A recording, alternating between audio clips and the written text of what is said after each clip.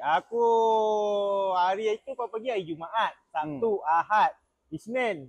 Ada bonus lagi cuti Selasa. Pergi Suluk kan? Bonus.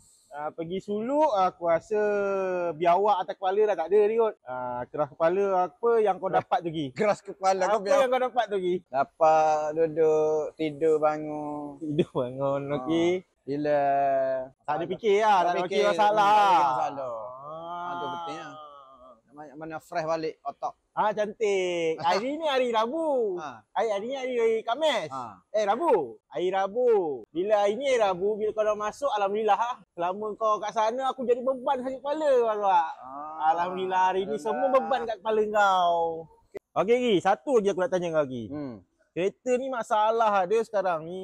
Pokok tak ada. Kadang-kadang dia tekan minyak tak boleh. Dekat. Apa masalah dia tu Gi? Tadi kau ada test dengan Syah lah. Apabila kita bawa tu dia kurang pick up sikit. Kurang pick up macam turbo tu tak terbokok habis.